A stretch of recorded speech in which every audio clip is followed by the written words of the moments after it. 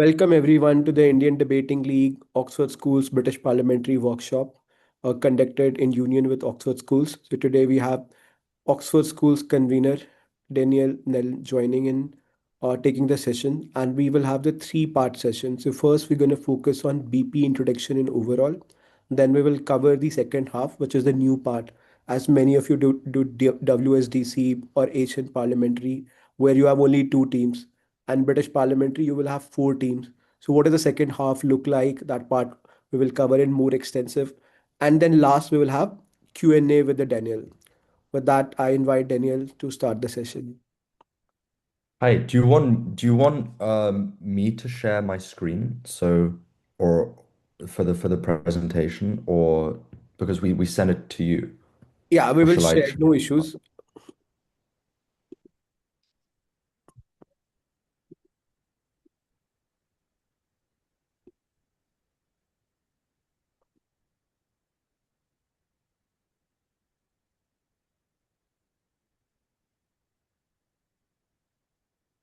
Okay, just whilst we're waiting, I think I'm gonna try and make this as interactive as possible. And this we also designed this to be applicable to those who had some world schools experience. And I think a helpful thing to do at the start would just be immediately now try and think of questions. If you have any questions at any time, I think the best thing is if you put questions in the chat as soon as you think of them. And I might turn to them during the presentation or in the 15-minute Q&A at the end. And the other thing is try and think of some motions which you might have come across or which you want to think more deeply about, and we can mainly maybe brainstorm some potential arguments, and also importantly, some potential extensions. So yeah, just think of questions throughout the whole thing and as early as possible. Great. I can see I can see the presentation. Can everyone? Yeah, perfect. Okay, so welcome to this workshop. It's really exciting that you're all going to be competing in the regional, and it's great to be able to introduce. It seems like the vast majority of you to what I think is definitely the best debating format and the most fun debating format, even if it takes a little bit of time to get your head around the ways in which it's a bit unique and a little bit weird. So we can go on to the next slide and then the one after. Great. Okay, so this is just entirely the things you have to know about BP, which is you have 50 minutes of prep time, unlike world schools, in which you have an hour. For Oxford schools, you'll have 5-minute speeches, and there'll be 8 debaters per round, which are divided into 4 teams. What this means is that you have two teams per side, right? You have two government teams and two opposition teams, but you only discuss strategy within your pair, with your teammate, and not with the whole of your bench. And you're just as much trying to beat the teams that are on the same side as you, i.e., arguing for the same side of the motion, as you are trying to beat the teams on the other side. And we'll explore in the second half of this workshop how you actually beat teams on the same side of you. These are the words which are often used around BP, but these are, if you've done world schools, these are probably quite familiar to you. But the most important thing to know is that there are two teams arguing for the same side of the motion on either side. Next slide. And yeah, and this is the layout and how the speaker order works. You go from prime minister to leader of the opposition to deputy prime minister to deputy leader of the opposition. And so far, that is exactly like world schools, and we'll look at how the speaker roles are pretty similar. Where it gets different is then with closing government and closing opposition. So you have a member of government who's arguing also for the government side, but is from a separate team as the DPM and PM. You have a member of opposition, you have a government whip, and then you have an opposition whip. And these are all terms which are sort of loosely based on like how British Parliament used to work. So you would have like sort of backbenchers and those part of the government, and those who are also part of the same party, but not necessarily supporting the same policies. Um, I've noticed there are some hands up. Are those just from before, or okay? Next slide then.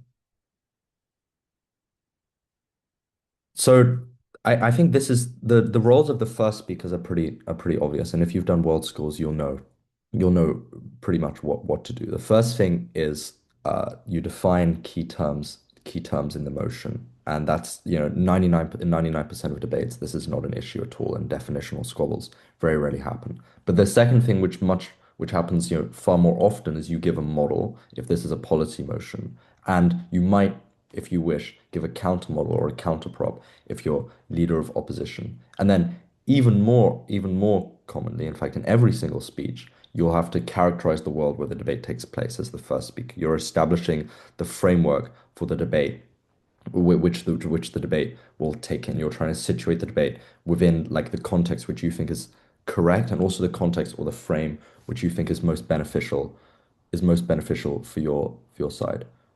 Sorry, there was something in the chat, sir. I can't understand. Am I? What can you not understand? Is my audio cutting out?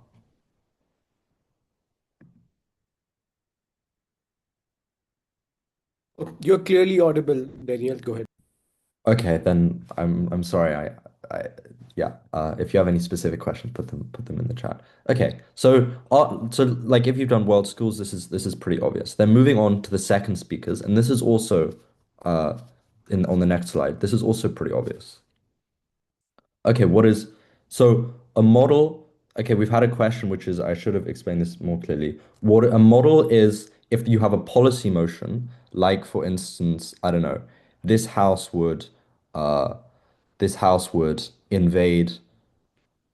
Okay, characterization models. I'll do both of those. So a model, which is something you do in the first speech, is a description of how you're going to implement the policy that is stated. So if the model is something like, um, if the motion is something like, uh, this house would collaborate with the UN in implementing sanctions on Russia or whatever it was, you would then as the Prime Minister have the capacity to just explain exactly how you're going to do that, because you have something called fiat, which means you have the power as Prime Minister to dictate how this is done. So you might say, these are going to be sanctions on oil, or these are going to be implemented over a 3-year period, and so on and so forth. So a model is how you're specifically implementing the policy, which you as Prime Minister have the power to do.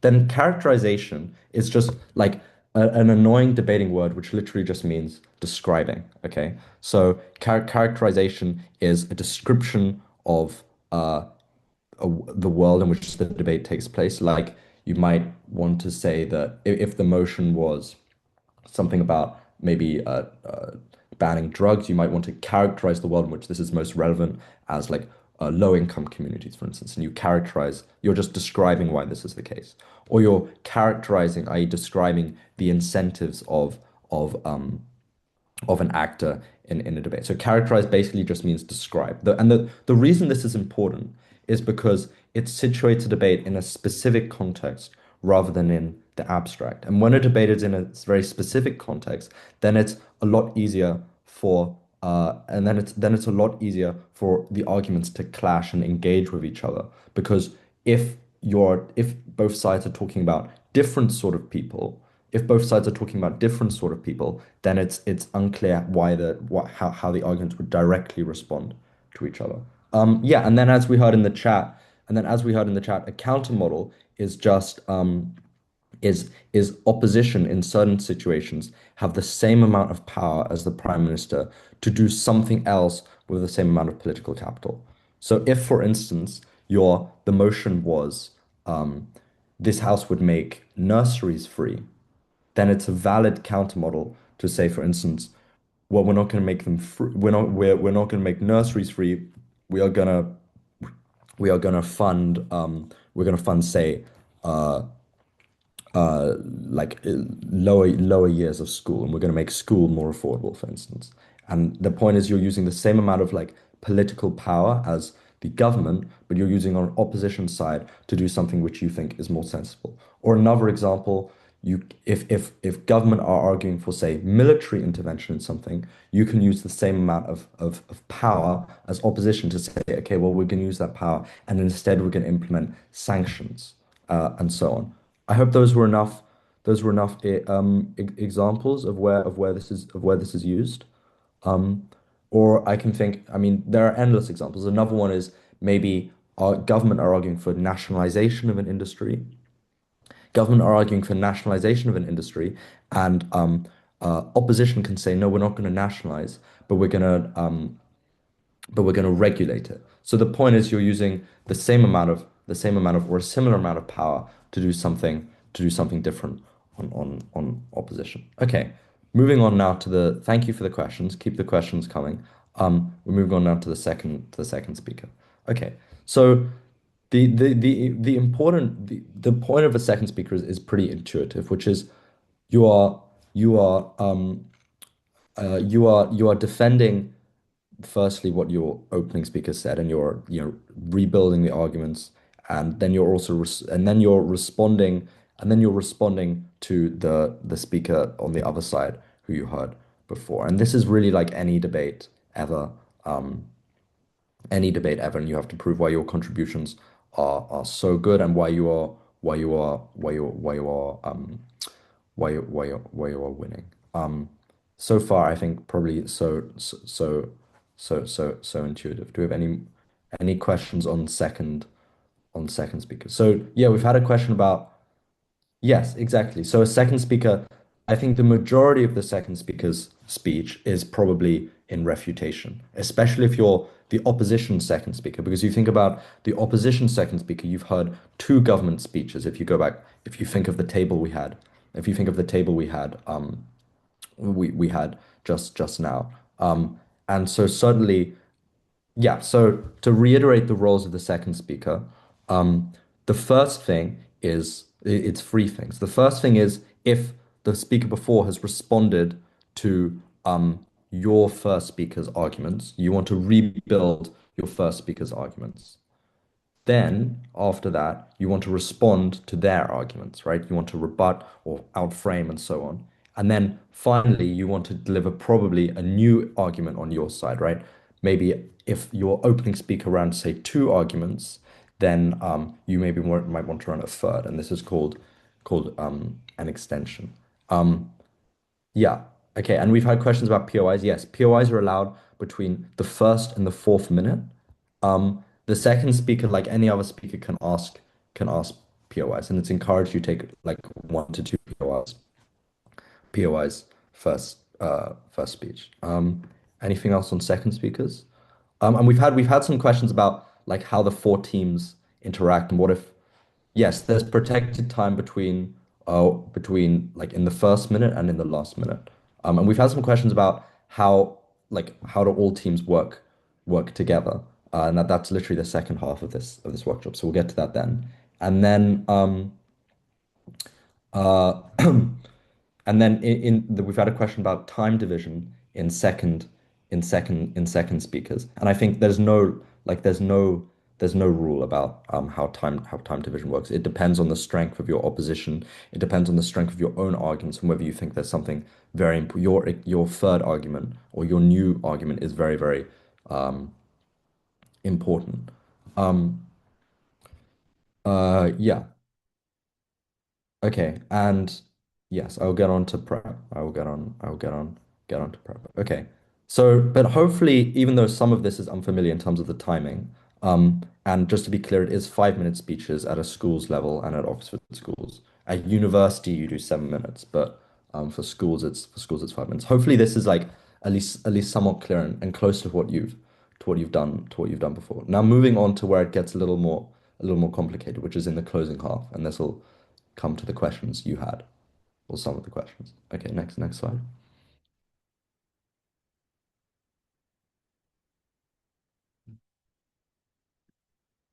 Can we have the next slide? Yeah, so as I say, this is where it gets tricky. So you're on a different team from your opening.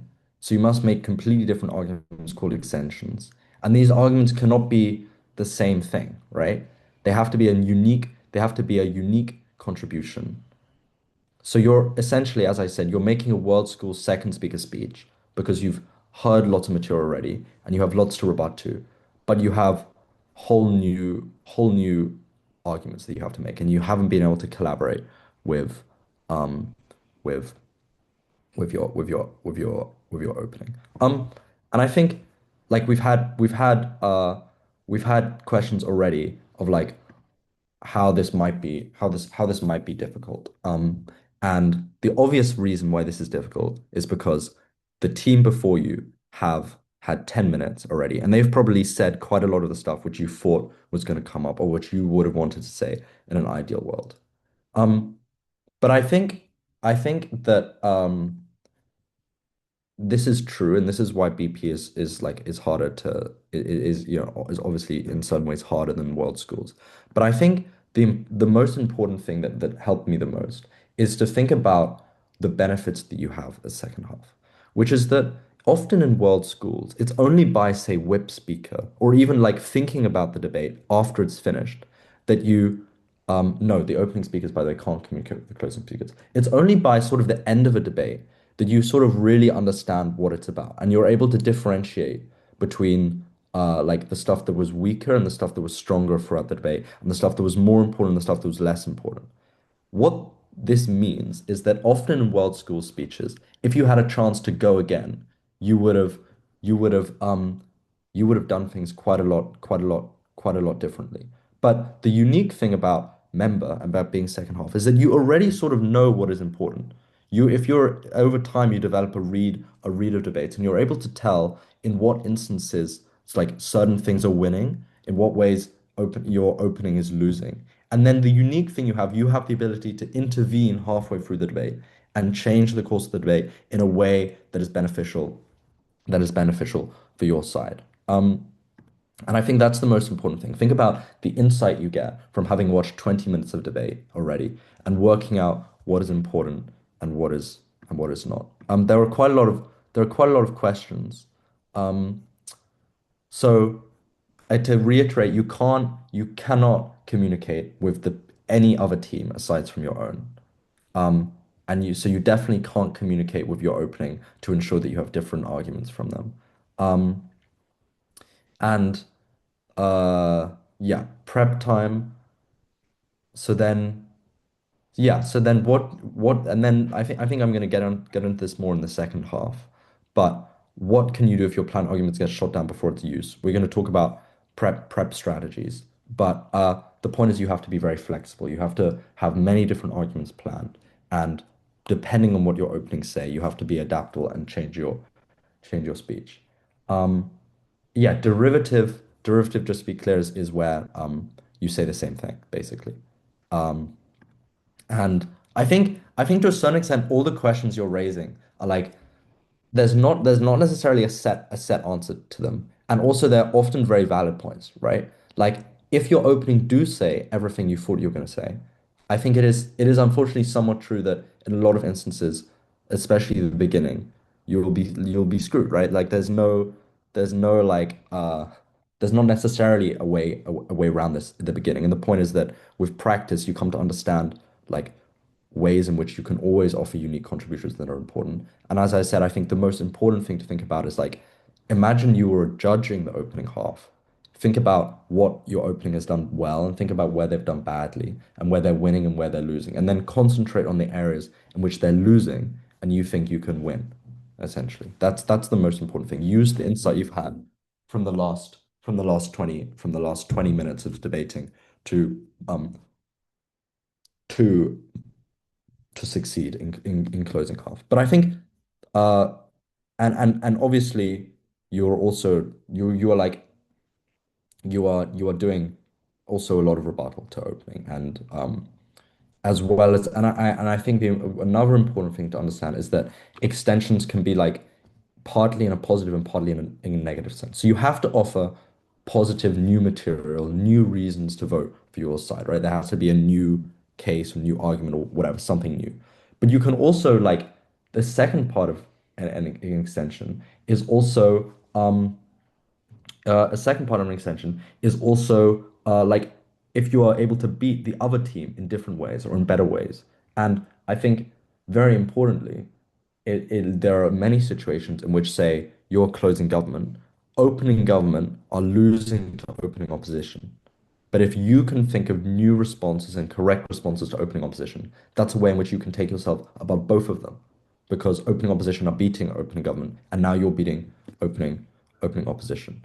Um, yeah, but so this is the member speaker who is the third speaker and the first speaker for the second for the second half for the closing teams. Now for the final slide, you also have something called whips. Next slide, please. Okay, so partly this is like I think you might call it like a summary speaker or a third speaker, and in part this is similar to world schools, which is you've heard the whole debate and you're not really offering new, you can't offer new arguments. Um, you can't offer new arguments, but you can offer new responses, new rebuttal, and like it's essentially like it's a biased summary of the debate in which you're proving why you win, and this hopefully is familiar to those of you who've done world schools. The unique thing about it though is that as well as proving why your side has won, i.e. why government has been in opposition, you also have to prove why your specific contribution is the thing that won it for you. So what you should be doing is proving how the thing that was heard in your member speaker, right, the one on your team before you, the one on your team before you was so important and was the thing that uniquely won it. So instead of comparing yourself to another team, you're really comparing yourself to three other teams. And then especially in whip, uh, I think the very commonly the best strategy people adopt is just to take a team by team structure. So, like talking about why opening government were let's say if you're closing opposition, talking about why you beat opening government, talking about why you beat closing government, and then talking about how you beat your own opening. Um, yes, you can offer POIs. You can offer POIs to whip that in the same time period as everyone else between one and four. Um, yeah. Those are the basic speaker roles, and I think in the second half of this PowerPoint, we're going to talk about like specifically what you have to do to win from closing. We're going to talk about the difference between a vertical and horizontal extension. Um, and yeah, uh, no, you can this is actually important. You can only ask POIs to if you're government to opposition or if you're opposition to government. So you can't ask a POI to any of the three other teams. It's only the two teams opposite you. Um, it's only the two teams opposite you. Um, you can't stop a speaker and ask a POI, but you can ask them whilst they're speaking, and it's then their choice whether they accept them or not. Um, what else? A mechanism is just a reason for why something's true. It's just like debater speak. It's just like you say, I don't know, this is bad, free mechanisms. It just means free reasons. Um, what else? Can you give examples of how to prove opposing side losses?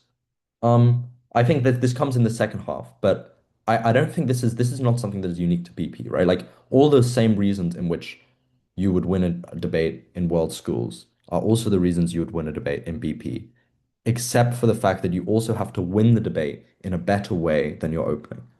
So I think, and this is something that maybe in time you guys will come to enjoy, which is that you have a pressure in two ways in BP, whereas you only have a competitive pressure in one way, in world schools, which is you have a pressure obviously against your opposition, against the other team, and you obviously have a pressure to beat them, but you also have a pressure to beat them in the best way possible, right? In the most efficient, in the most clear, in the way with like the biggest difference between sides, with like what's called the highest margin. And hopefully that can be somewhat fun. I don't know. But that's how you have to beat them. And so then what is deadlock? And this is something I was alluding to in talking about member, and this isn't actually unique to whip, but you should highlight it in whip, which is which is deadlock is basically an instance in which it's not clear who's winning, right? So, for instance, it might be that one side proves like, I don't know, we harm younger people, and the other side proves that we harm older people. And both of these can be true, but it's unclear to, but it's unclear to to the judge why either of these is more important than the other. So what a deadlock is basically is just an instance in which it seems like the teams are tying. And a great thing to think about in closing is how can you make it such that the teams are no longer tying, such that your side is clearly winning. Um, okay, yeah. So how are deadlocks broken? And I think this is a good cue to move on to closing half strategies because essentially closing half strategies are a bunch of ways in which you can break deadlocks. But the basic point is like deadlock is where something is a tie, right? And if you do something positive or negative against the other side that changes the reading of the first half of the round, then you're breaking the tie, right? Um, oh, I'm not sure. I'm not sure what the question means. Uh, how can the whip prove the opposing side loses without listening to their speech?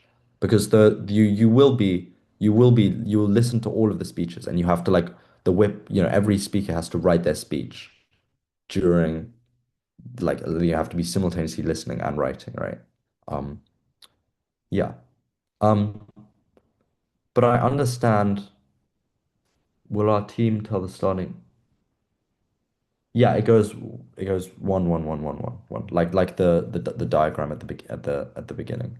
Um, great. Okay. So I understand this can all seem a little complicated, especially if you haven't done this before. Hopefully some clarity will come now if we like take this out of specifics, out of sort of general stuff into like the specifics of what you have to do as closing half.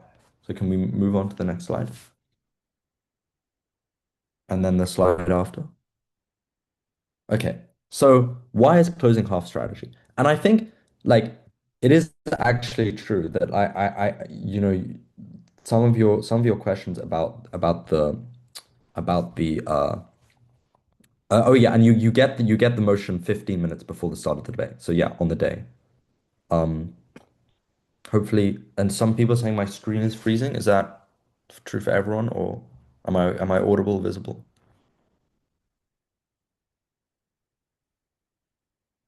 You are audible. Right. Great, okay. Yeah, then maybe I think it might be on your end.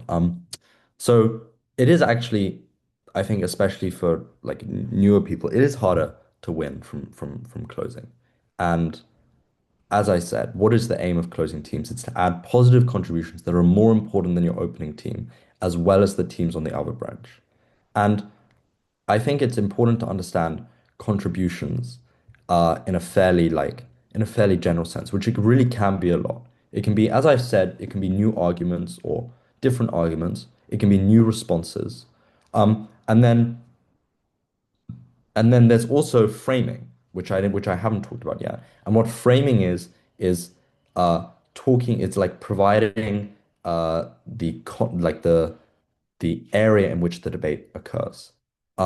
So, for instance, uh, in a lot of debates, in there are, for instance, debates about using AI in childcare, and your opening might have talked a lot about your opposition might have talked a lot about how this is bad because parents will be replacing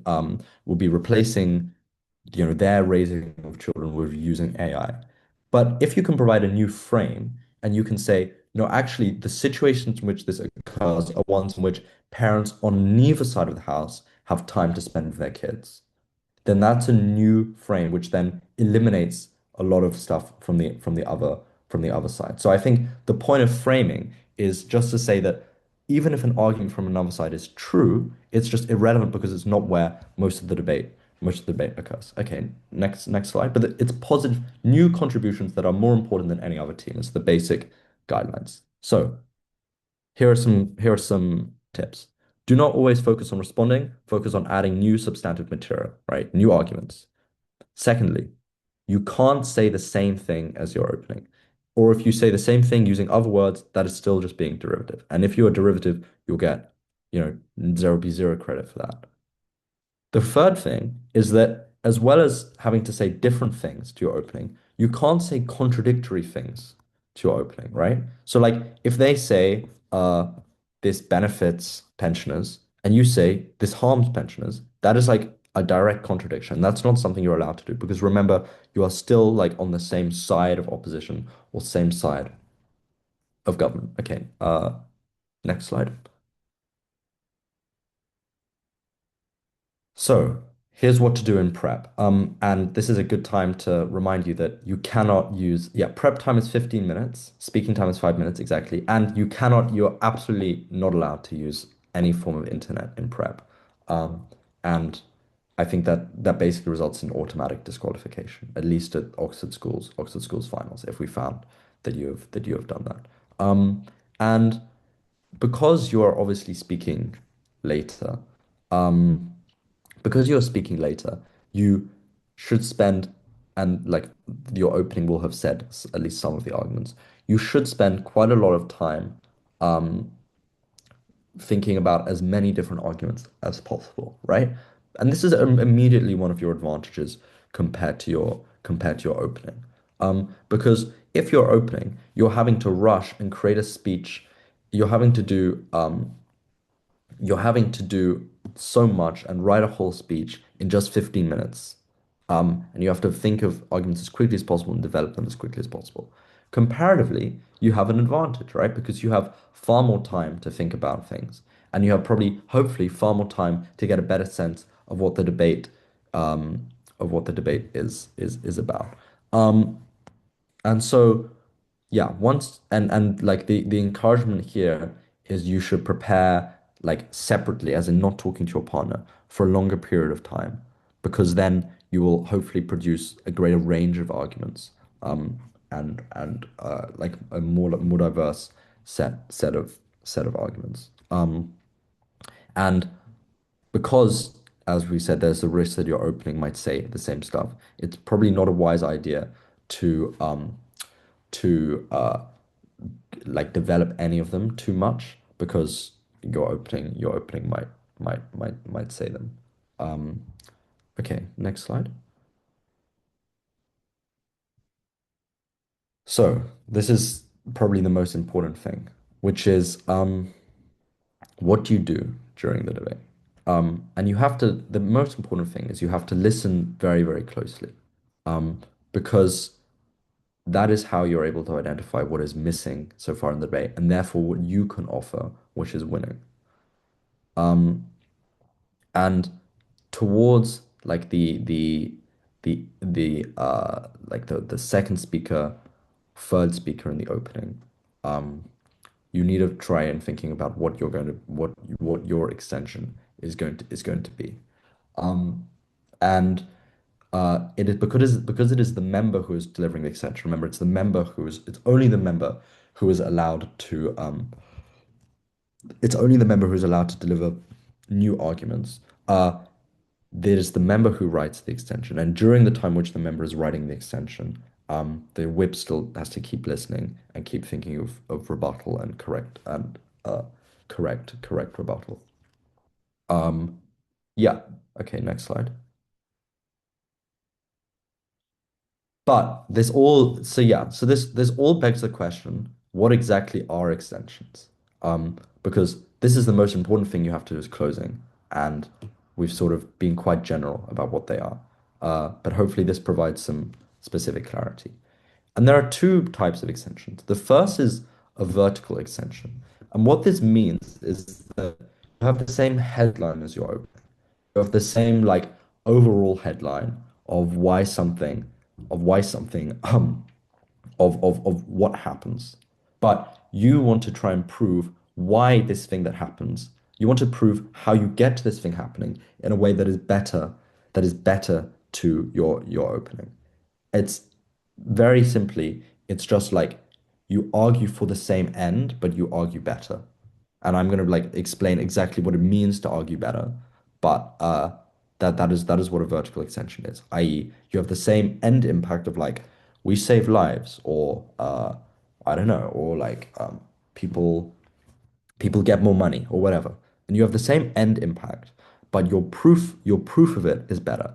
And what this means is that it should be credited to you over your opening because the judge can be more sure that that impact happens on your side rather than on other sites. Um, the second thing, yeah, so Priya, now I'm going to say what a horizontal extension is.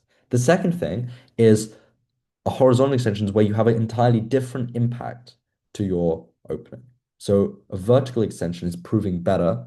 A vertical extension is proving better um, uh, what was already agreed on as important in your opening. A horizontal expansion is saying something with a completely new impact.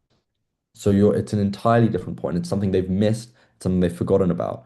And this might be because you're talking about a new group of people. So maybe opening only talked about, say, I don't know, artists, and you're talking about the people who consume the art or the artist's family or whatever, or you're talking about, or you're talking about like something that is occurring in another country. You're making a point that is global, whereas theirs was rooted in a specific context, etc., etc. But the point is, it's a new argument which your opening have missed. And those are the two types of extension. Okay, and I think we're gonna like go into detail on both of them, um, to be as clear as possible. And I think the thing that this is a very good question, which is uh how do we show clearly within our speeches to the judges that what we're presenting is a vertical extension and not just us repeating what the opening has mentioned. So I'm about to give you an example, but I think the most important thing is that you should literally say this, and this is called like strategic commentary. And the point is, especially in closing, it's very, very important to like take the judge along with you through your speech. So you should definitely say, our opening proved, say, why this is likely, but not why this is bad. Or, for instance, they merely asserted that like drugs would be I don't know, they merely asserted that drug consumption would rise, but here are the actual reasons why this is true. So the point is that presentation is very important, but you have control. You should specifically highlight to the judge where what you're doing is new, where why what you're doing is important. And I'm going to now give you an example of vertical extension. So hopefully this is clearer. Next slide. Okay. So what it is adding a new mechanism. Remember, mechanism is just like reasons that your opening team missed, or impacting and weighing your argument and explaining why it is round winning if your opening team failed to do so. So it's the point is it's anything under the same headline as your opening. So this was a motion that was fairly recent at the KCL InterVarsity competition. And I think should we take like 5 minutes to think of or actually, no, I think this is we can do this for the next one. So the emotion was this. Let's just like take a few minutes to think about what you might run here. This house would ban the presence of organized religion in prisons, and you are closing government. And this is what opening government said. Banning organized religion would lead to more rehabilitation because individuals don't just turn to gods or deities, but reflect on themselves.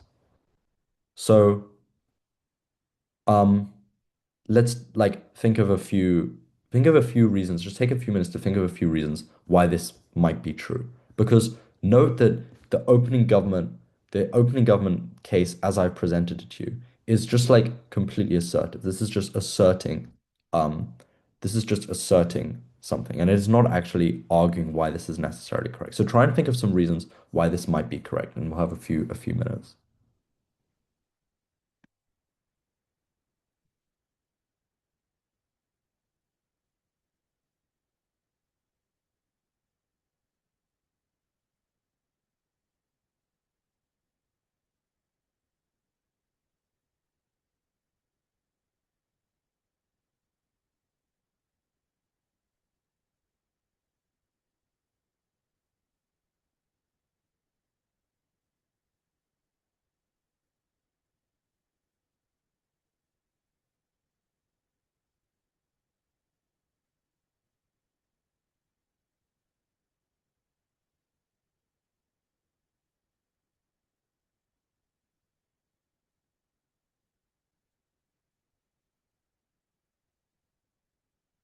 Okay, well, whilst you're thinking, yeah, I think I'm just trying to encourage you to think of anything along this headline of why this argument might be true. But whilst we're doing that, I guess I can answer some more questions. Yeah, 5 minute speeches. Um, uh, if you're not allowed to use any network or anything, then how do we research for prep? It has to be in your mind, basically. But also, the motions you'll get at Oxford schools will not require a lot of specialist knowledge at all. So I don't think like computer-based research will be relevant at all. And yeah,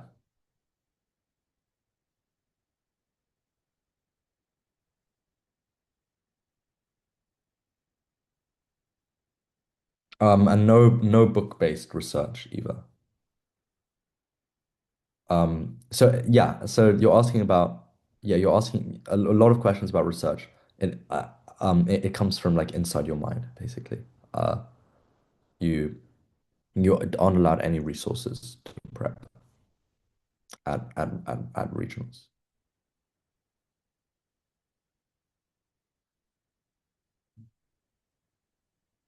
Uh, yeah, can the closing whip give a rebuttal to the same point that the opposing whip gave a rebuttal to, but in a different manner, like giving a different perspective?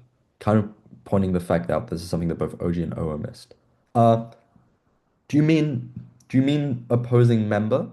So, like, if you're the whip, so speaking second for closing, are you referring to like opening member, like the second speaker of opening? Um,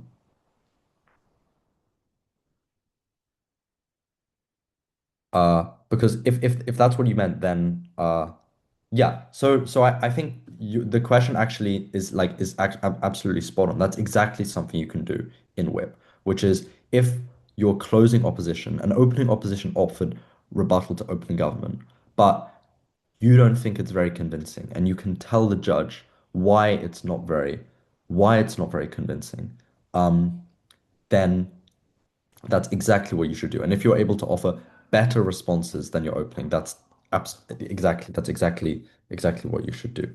Um, and then we have a question from, yeah, how to manage if your opening half is bad and framing is wrong. This is very, very, very good for you in most instances. Because if opening half is bad, then that makes it much easier for you to be good by comparison. And it also means it means a couple of things. That it firstly means that there are probably lots of arguments which you can run. But it also means that there's probably lots of stuff from opening opposition. Let's say you're closing government. Also stuff from opening opposition, which is unresponded to by opening government. And that's like a second very good thing because it means that you are able to provide all the best responses to opening opposition because a lot of them will still be standing. Um, and then Yes. Okay. So what you should have been doing is just like thinking of some arguments of why this is true and why you get more rehabilitation if organized religion is banned in prisons. And to be fair, this is like I mean, this is quite a hard motion. At least I think. And I thought of like three main ways in which you can and we've had more questions. Basically, everything is impromptu. So you only find out your speaker roles and topic 15 minutes before. You aren't allowed to bring in any outside information. You can obviously write notes in the 15 minutes and then speak from your notes, but you can't bring in bring in new stuff. Okay, so can we go to the next slide?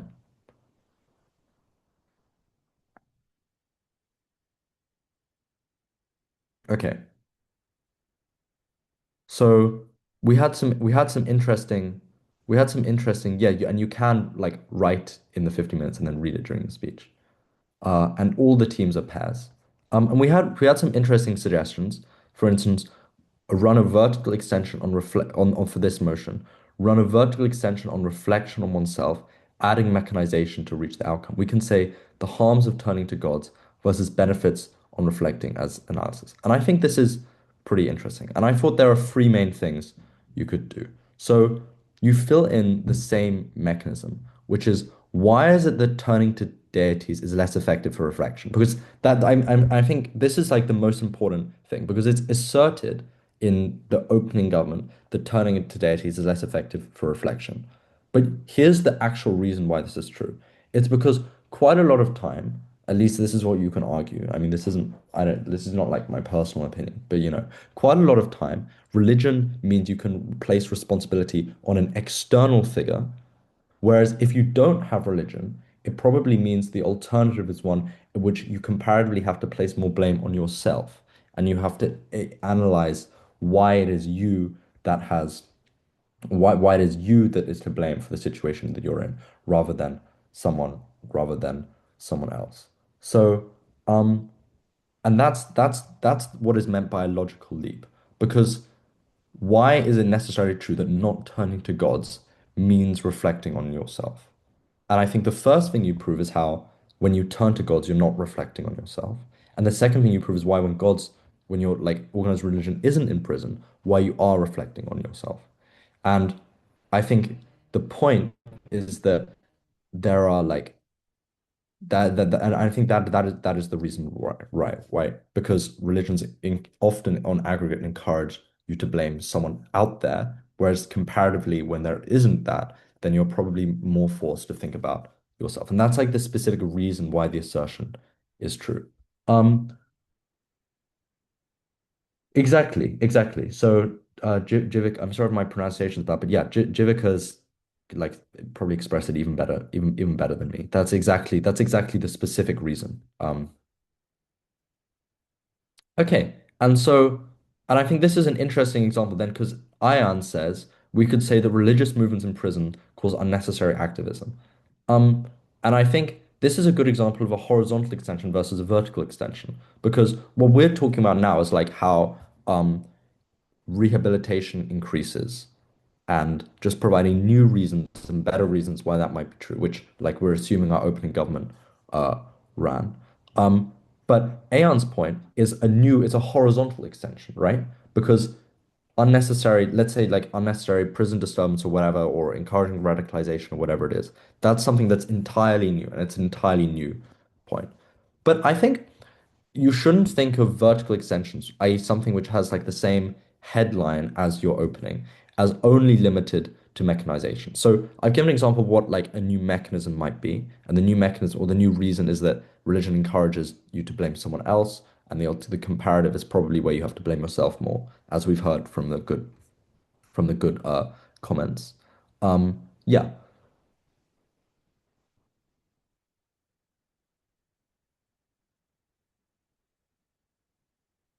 And so then there's the interesting feedback of like, if such a mechanism is obvious to a judge, could they deny a vertical extension instead, painting as unnecessary, taking over one of, no, they could not, basically, because uh, a lot of stuff might seem obvious, but if it's not said, that it does exist a logical leap.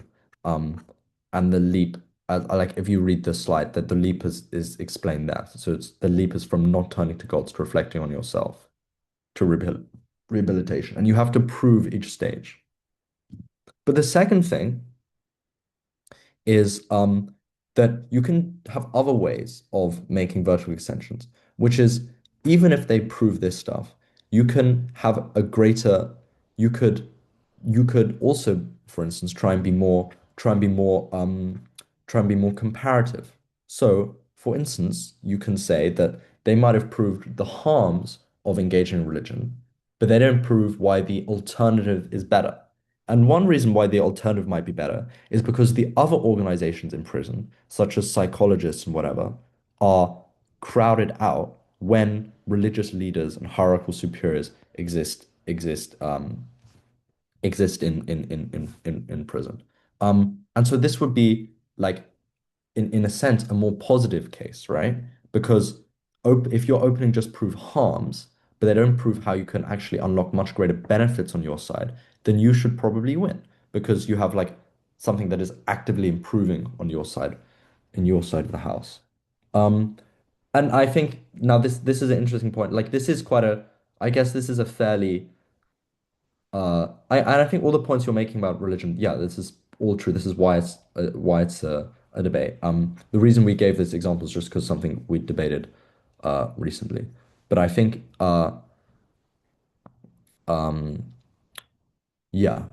Uh and then the final thing is number B, which is that even if something is mechanized well from your opening, it's not necessarily true that they've explained the impact very well. So if you just assert rehabilitation and then you leave it there, there's probably quite a lot you can do to prove why to prove why this is good and why this is good in the long term.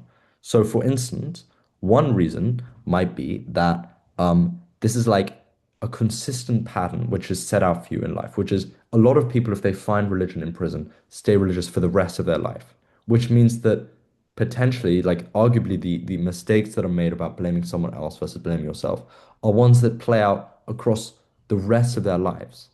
And this would be a very, very substantial impact. And that unlocks a lot of the benefits of rehabilitation because you're making clear how large the harm is. And the point is, like, I guess the bottom line is that a virtual extension can be about new reasons why something is true, but it can also be new reasons why something is important. Um, yeah. Uh, and uh,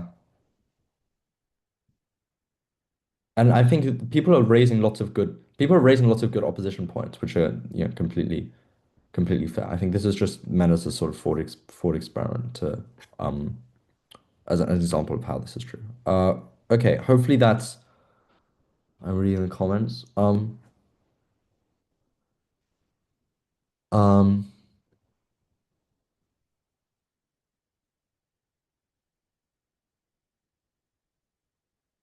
yeah, okay. I think we can move on to the next slide.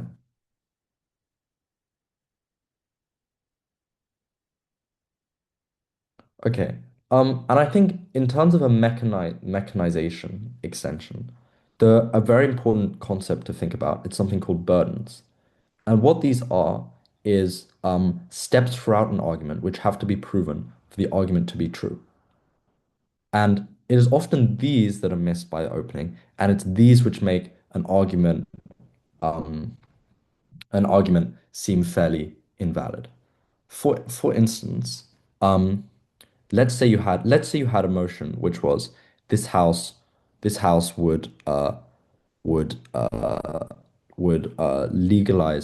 legalize all drugs, and the government's argument was like, this is going to this is the the government's argument was this is going to make drugs, or the opposition's argument was this is going to make drugs this is going to make more people addicted to drugs because drugs will be more accessible.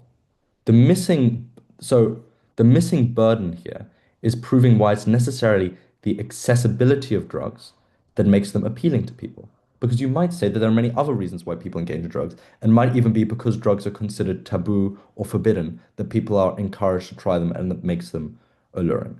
So I guess the underlying point of what a burden is just something that has to be proven for the next stage in your argument to be true. And this is true like all throughout your argument. So you have to prove, say, like why someone is going to turn, in taking the drugs example, why someone is specifically going to become addicted to drugs because of their availability.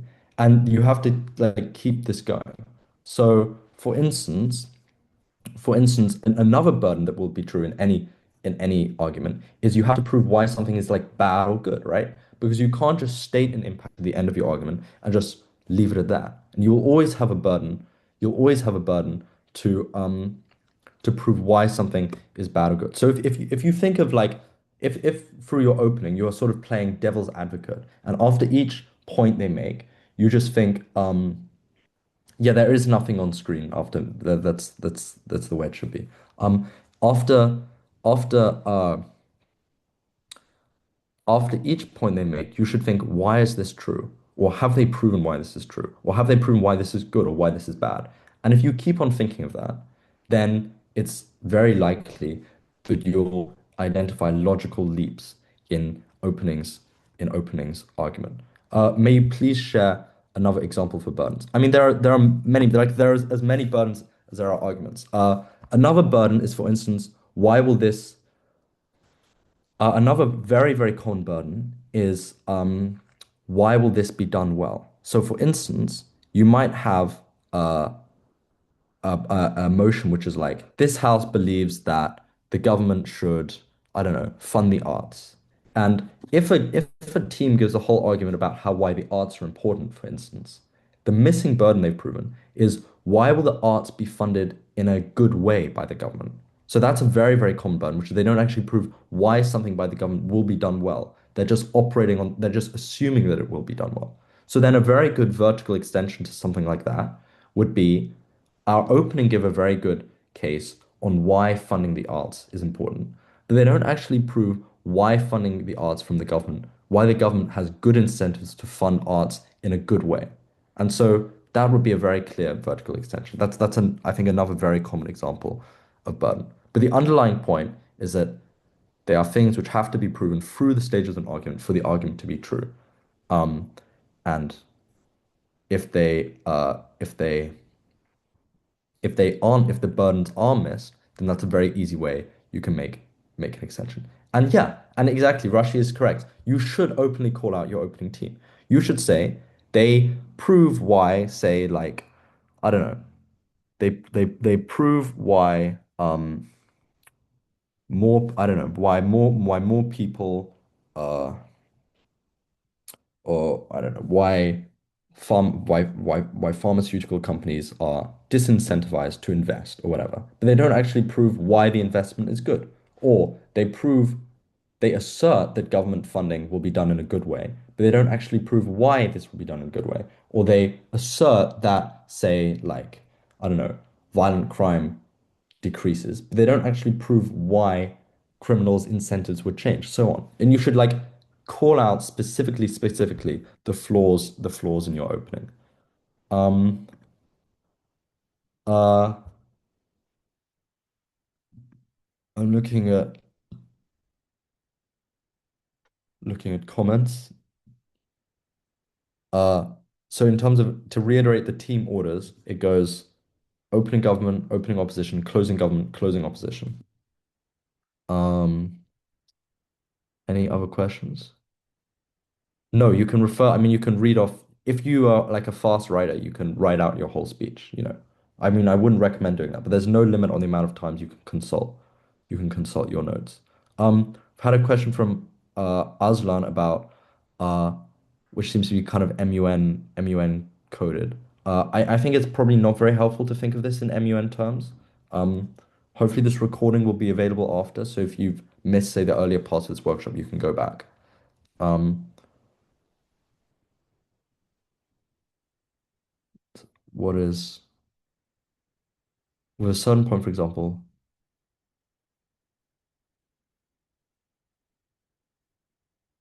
yeah. And so this is an interesting point. If you are making a vertical extension, you have to basically agree with your opening that this is the thing that is important. But you can say, we agree, this, I mean, and this is very common, right? We agree that uh, the impact they claim of rehabilitation is important, but they don't actually prove how you get rehabilitation, for instance, or they don't prove why rehabilitation is so important compared to everything else, for instance. Yeah, so you're right. There is like you're implicitly agreeing with the same like metric of what is good in the debate, but you don't have to agree with the way in which your opening got that.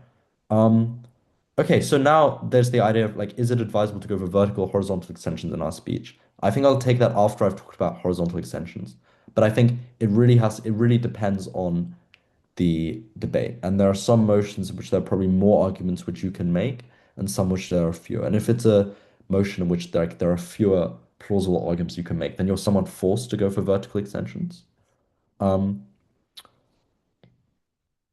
what would be the best tactic, mindset, or strategy we could use?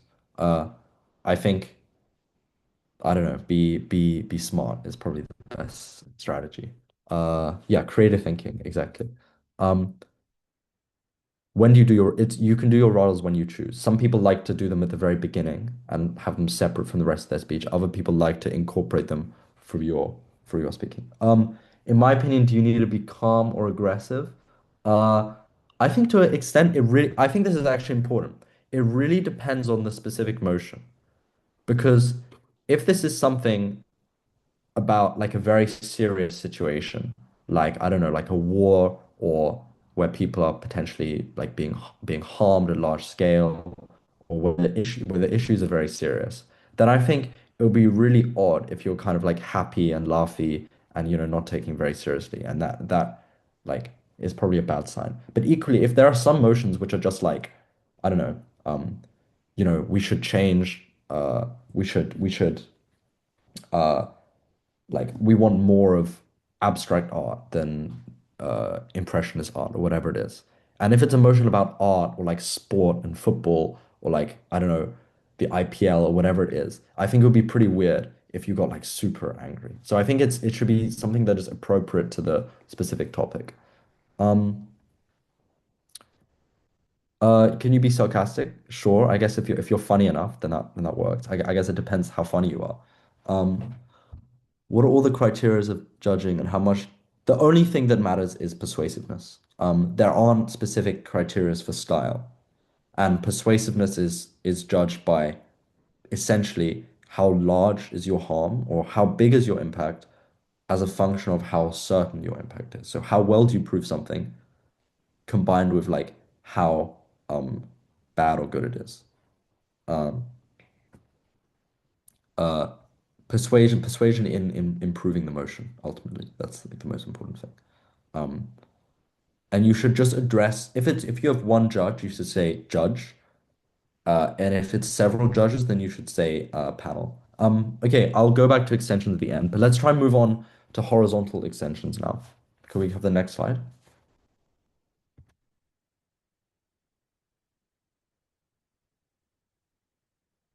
Okay. Um,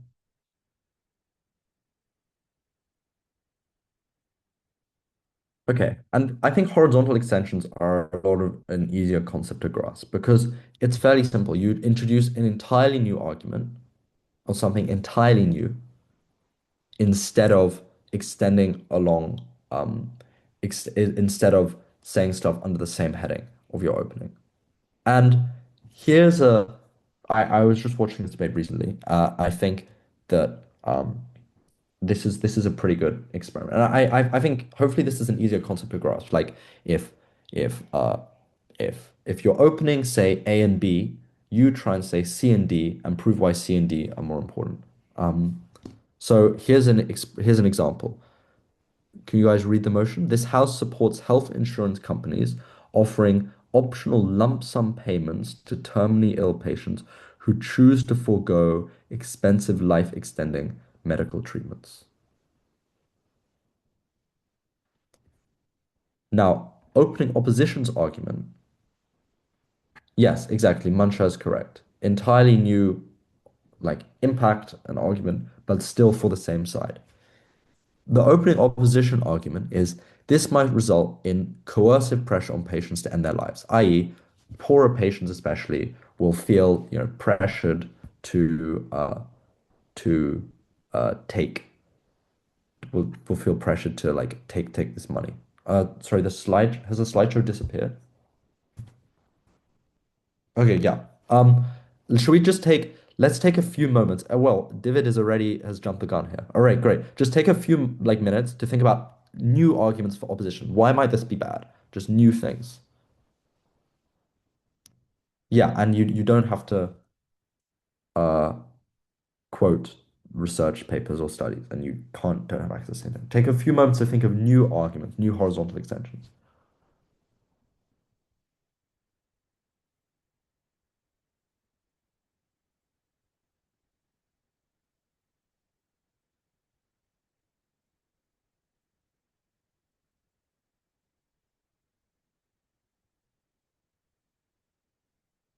Okay, we had some interesting ideas already. Another few minutes.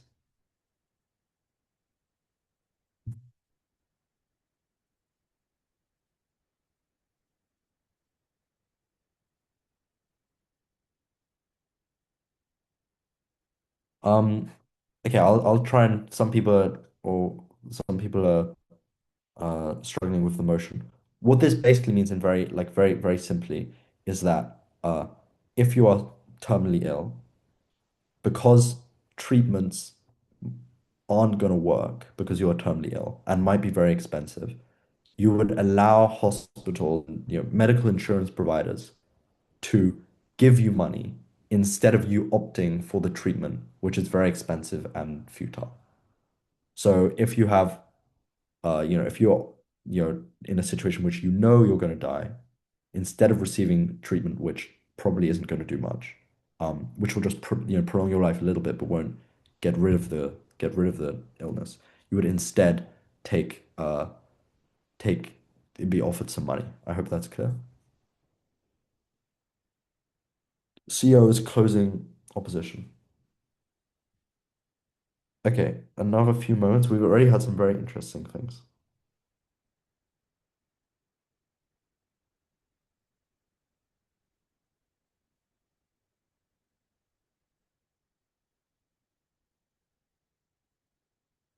Okay, okay. So I think I'll start actually with the second thing David said, which is David's first thing is well, your second thing is when you say putting pressure on a patient who might choose to end their own life to ensure their family have enough money.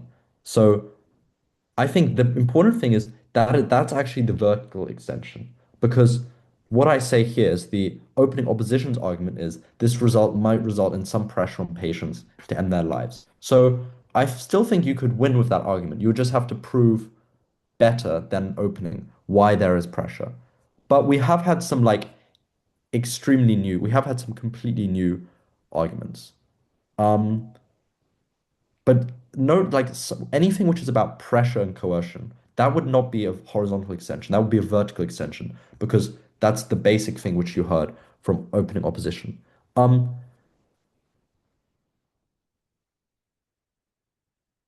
okay. So what we had an interesting thing about uh the Hippocratic Oath. Um, let me just find it. Uh, yeah, which was like the uh the where is it? Um, the idea that that it's bad, it's bad, like hospitals should only exist to preserve life, and if they're doing anything to encourage you to end life, that is probably bad. And I think as it stands, that's like a little bit of an assertion, I think, because you're just like saying why this is true. You're not necessarily saying why this is important, right? It's just a sort of abstract principle.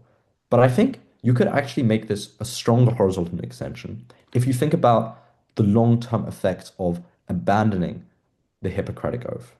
Because it might be that once hospitals only don't think of themselves only as trying to save lives, they are at that point, that creates a very alarming precedent, which is where um, increasingly it becomes the case that hospitals and medical providers begin to coerce people into ending their lives if it saves money. And I think the crucial analysis here is note that this current policy is not actually killing anyone, right? Because this is someone who's terminally ill already. It's like removal of treatment is there's probably a difference between removal of treatment for someone who's terminally ill rather than actively killing them. But it might be the case that, and this is the thing that you'd have to prove if you want this argument to be important, it might be the case that this sets a new precedent for the way hospitals work. And in the long term, if a taboo around always providing care is broken, then it might be true that in the longer term you get quite a lot of new harms. For instance, it might be that people who aren't necessarily terminally ill in 6 months' time, but are terminally ill over the next year, are then encouraged to take this treatment and so on. Like this is like I guess like a slippery slope idea, right? And then that's how you get a lot of harms because and this is like for the purpose of this extension workshop, this is would be a very good horizontal extension because you're saying how if their argument is about coercive pressure on people who are terminally ill now, you're saying that you're saying two new horizontal extensions. The first is that it's likely that when you break this precedent, this is something that expands in the long term. And secondly, you're saying that as a result of this, this means that people who aren't even that terminally ill, or who have 5 years left to live, or a year left to live, or whatever it is, might also be pressured. So that is a completely new horizontal extension. Um, what else is there? There's a lot. Wow, this is good.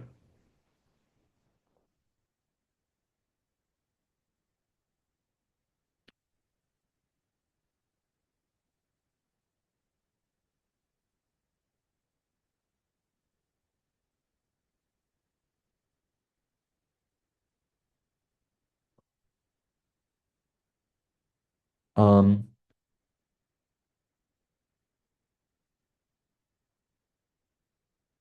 yeah. So okay, there's some more. Yes, the latest comment sums up the difference between vertical and horizontal extensions very well. If we go on to the next slide, here's another idea for a pretty good or interesting horizontal extension that's worth thinking about. But I think you guys already had some interesting new extensions. Can we have the next slide?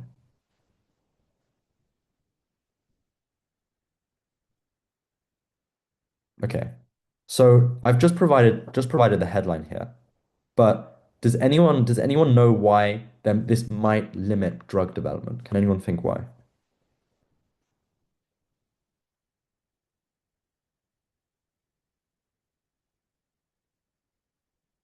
And that's a new thing. The most recent comment is pretty interesting. I think this is another very interesting new extension, which is that it would highlight the social disparities between rich and poor. The rich would buy any treatment while the poor continue just dying and getting compensation. And there might be dissent. That's a very interesting horizontal extension as well. Um, okay, yes. So from NC, this is I think that's the basics of how this might happen. So the reason this occurs, the reason uh the reason this might happen is that it's cheaper for a uh for a okay, so it's the what this does is this imposes a cost cap on new drugs for healthcare providers. Because if, for instance, they can offer £50,000 to encourage someone who's terminally ill to not to not take the treatment, and a lot of people are taking it, then in practicality, what this means is that there's a cost limit on the total amount of money which a healthcare provider is willing to pay a drug company for a drug. Because if it's more expensive than the 50K or whatever, the drug company has no incentive to provide it, and instead will like try and encourage people as much as possible to take this compensation. Obviously, some people will still opt not to get the compensation, will still opt to have the development, but a lot of people will probably not make that choice. And what that means is that far fewer people are opting for like the expensive drugs, and the healthcare company is not being pressured into taking the yeah, and the healthcare company is not being pressured into buying the drugs because that pressure is reduced by the fact that you can have this lump sum opt out. And what this means in the long term is that a lot of the diseases which don't currently have cures will still not have cures because at the beginning stage of trials, at the beginning stage of chemical trials of drugs being released, they are very expensive, and it's only after long-term and economies of scale and so on the prices go down. But if there is a functional cap on how much insurance companies are willing to pay for drugs, and the cap is at the level of compensation, then that means a lot of newly developed drugs aren't going to be bought by healthcare providers, which means that fewer drugs in the long term are going to be developed because there is less of a market for them. And so you see how this is a completely new argument. It's about drug development. This is entirely different ballpark to ballpark to coercion. Um, and then the question is, if we have argument one on coercion and argument two on new treatments, it's then incumbent on the closing to actually explain why what they've provided is more important. Because it's not just enough to say our opening have an argument, closing have an argument, and that's it. You actually have to prove in closing why what you've said is more important. So why, like I'll ask the chat then, why do you think that it might be true that less drug development is more important than the harms from coercion? Yeah, okay. This is we've already got yeah. We've got the correct answer already from our Arohi. Um because and the reason is that even if there is coercion for people, and the weighing is like this, which is even if there's coercion for people, which means they end up dying, say, 6 months earlier than they would have wanted to die absent this coercion. That is a harm of, say, 6 months of life. But if you prevent new cures coming to the market because there's like a limit to what insurance providers are willing to pay, then that is a far greater harm because some people might, have, say, 10 years of extra life once this drug comes to the market. So on closing, you're outweighing your opening because your benefits or your harms are so much greater than your openings because it's not only about like extending life somewhat on your opening, it's about like giving you 10 years more life if a new drug is developed. And so that's how a horizontal extension can win. Can we have the final slide? Okay. Sorry, one after this, and then after this again. Yeah, okay. So then the final thing is weighing, which is if you give an argument on your side and they give an argument, your opening gives an argument, how do you prove that your argument is more important than theirs? And this is where you have to do something called weighing. And there are lots of different ways in which you can prove why an argument is more important than the other. I already gave you one example in this drill, which is about number of lives saved or years of life saved. But there are lots of other ways in which you can weigh your new horizontal extension over your opening. For instance, and here are just a couple which you can write down. One is about certainty, which is if you both have arguments which have similar impacts, but yours seem to be so much more certain. For instance, they occur much closer in the short term than theirs, which like rely on a lot of things happening in the long term, then you're probably winning. Or if theirs is reliant on a lot of assumptions and yours is very obvious, then you're probably winning. Uh, the other thing is, even if another weighing mechanism, as well as like pure scale, is about vulnerability of actors. Because if you're if you're benefiting someone who is, say, very impoverished, even if you're benefiting them by less than your opening, if the opening are benefiting someone who is comparatively, say, better off, then even if your claim benefit is smaller, the fact that it's provided to more vulnerable people probably means that yours weighs above again. So the and I think the ultimate point here is that having delivered your extension, you have to provide reasons why it's more important than what you've heard. Um, yeah. Okay, I think that's all I have. Now I guess we have a bit of time for questions.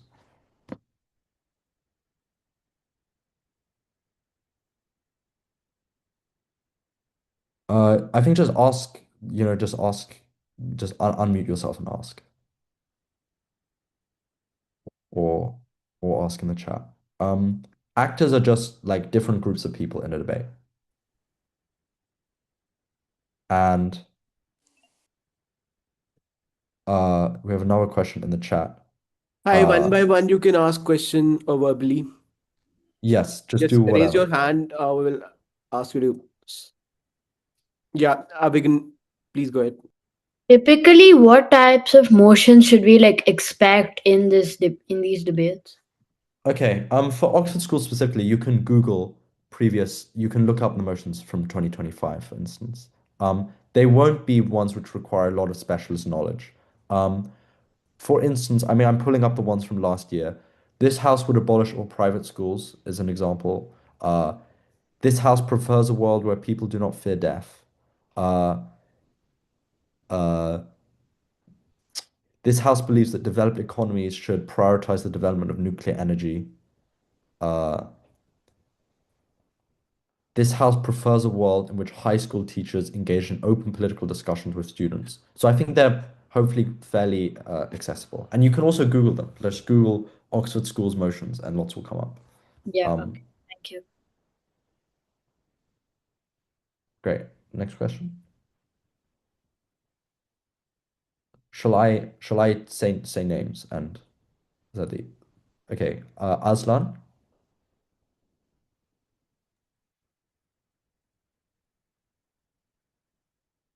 Aslan, if you want to unmute, you can ask. Yeah, sure. So I had a few questions. Firstly, uh, what should be a basic approach or a mindset or a tactic that we should carry to the debate? I think, okay, good question. I think the most important thing is to be continuously skeptical, especially if you're in the closing half, which was what this workshop was largely on. Always think, where am I opening not doing well? What have they not proved? What is missing? What assumptions have they made that are unfair assumptions to make? And if you're continuously skeptical, then it'll be very quick to think up holes. And I guess the second important mindset is, especially in BP debating, creativity is really highly valued. So try and be as creative as possible. Um, great. Okay. Okay, and I had another one that what if we mess up in the opening? And so, how do we, like put a thorough comeback in the rebuttal? And what would be the basic format of me and my partner and the teams?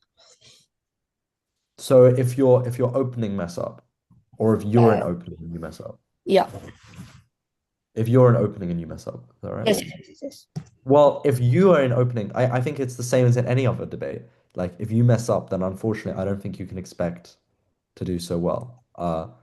I think the most important thing is then to learn from that and go on to the next round. And the one thing you can do in that round is try and ask good POIs to closing. So POIs are points of information, they're questions you ask to the Yeah. other team. And though you can try and use those to highlight ways in which you're winning and doing well. Okay.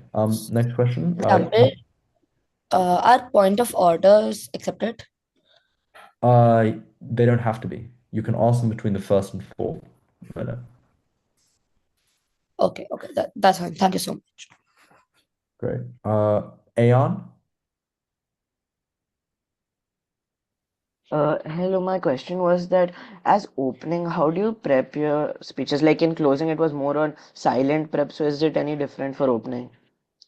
Yeah, it is different, which is that you just because as a function of having less time, you have to produce a polished speech much quicker. And if you're the prime minister or the leader of the opposition, you basically have to have written nearly all of your speech just in the 15 minutes. So that means you should spend less time being silent and more time talking with your partner about strategy. And I think as was came up earlier in the workshop, the it's it's important in opening to try and do one or two things very well, rather than try and spread yourself too thinly. So just think about what are the most important things in the debate and try and focus and hone in on those. Um, yeah, the prep is different because you have to have basically written out the majority of your speech uh, in the 15 minutes. And if you're prime minister, you have to have written out all of your speech in the 15 minutes. But I definitely wouldn't encourage you for any side to to um, uh, write out word for word the speech. I think what I mean is you sort of write out bullet points. Hopefully that's helpful. Okay, yeah, thank you. Uh, Kyra? Yeah, so I was wondering. So my own boot camp debating teacher told me that we would be getting the topic on the day of the. So this is finals, for example. You're in the UK, and you're getting the debating topics on spot, and we will be in a debating room with four teams, and technically me and my partner would be there, and we'll have 1 hour to write the speech, and we'll have 15 minutes to say it. No, I don't. I think your teacher was not correct. You would have 15 minutes to prepare and 5 minutes of speaking time. So, and is there a theme this year? Sorry? Is there a theme, sir? I'm not sure. I'm not sure what you also find out your team 15 No, minutes so before. theme. No, in BP there is no theme. It's like an open theme. So you will get the Okay. topic there, and then it's not that all the topics will be related to a single theme. Oh yeah, no. Thank you, sir. There's no fee. It'll That's be how it'll what be we do in random. Ideal, and that's why kind of they're relating. But British Parliamentary is only 15 minutes prep time and no theme. So Yeah, sir, I asked my ideal teacher only. yeah, that's what I'm saying. This is not like a Ideal tournament. It is a part of Oxford Schools Indian qualifiers. So we follow same rules as what they have in Oxford Schools. Okay, thank you, sir. Okay. We have time, I guess, for one more. Should we say Aria? Yeah, how do we come up with good quality arguments quickly? Um, Um, I guess many there are sort of many things. Obviously, I mean, I guess it's pretty annoying to say this, but obviously the most important thing is practice. And uh, if you're in more debates, then you're able to work out more quickly what the correct arguments are. But I think there are a couple of general things which you can take into account immediately. The first is think about there'll in any debate there'll be quite a lot of different sort of groups of people who might be affected. And I think a good way of thinking about what the most important arguments are around is thinking about who are the most important group of people in this round that might be affected by the policy, and then focusing on them. For instance, I don't know, focusing on how you help vulnerable people is probably always a good way to go. Another thing is maybe, for instance, um, thinking about which arguments rely on the least sort of leaps and assumptions. So if you have an choice of doing something which is very sort of simple and more obvious and has a very clear consequence and impact, then I think that's probably preferable to doing something which relies on far too many assumptions. So I think definitely thinking quite a lot actually about the sort of the simplest, most intuitive arguments is definitely something to think about. Um, yeah. What else can I say? Uh, And I think that I guess another thing of thinking of good arguments is you should always spend a bit of time in prep thinking about what your opposition are going to say. And this is helpful for two reasons. The first is that it will make your own argument stronger because in your arguments you can then try and be preemptive to what they're going to say, right? You can anticipate what they're going to say, and then you can make your arguments strengthened in such a way that the obvious response to your argument can't anymore be made because you've sort of insured yourself against that. And the second thing is it helps you think of rebuttal earlier.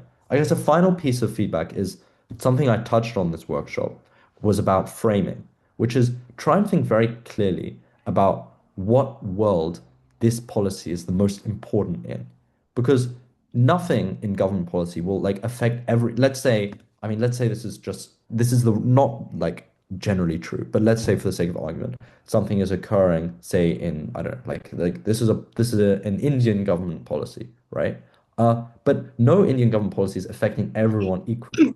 So you should think about in what specific areas, like which frame, right? Where are you locating the debate that is most important and most valid?